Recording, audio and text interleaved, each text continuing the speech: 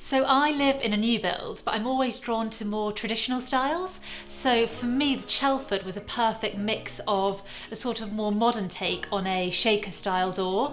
So I instantly loved the Chelford. And then with the grey, I initially was going to go for navy, but because my room doesn't have loads of natural light, I decided to go for a light grey. So the handles I found really difficult to decide on because Howdens have 70 different ones. I knew instantly that I wanted to go for the knobs rather than the cups or the bar handles, but deciding between the brass and the silver I found really difficult. So with the worktop, I loved the Miami white, but I also loved the marble. And first of all, I thought I was going to go for the marble, but once I put the marble up against the dove grey doors, I realised that I wanted that contrast.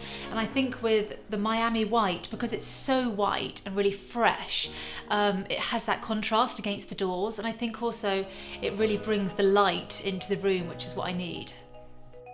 So I've got glass cabinets up here, which I love, and I wasn't going to do it at first, but because I've got a row of them, I thought that it would create some depth, and I think it's just a really nice feature, especially if you've got nice mugs or glasses, then it's sort of a bit of a moment for them to shine.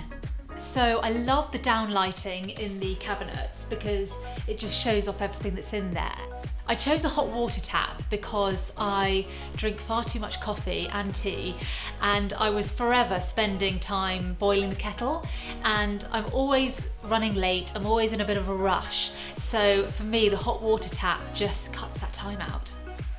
I love my ceramic sink, and I know that's a really dorky thing to get excited about, but it's so lovely and shiny, and it's got that real traditional feel again.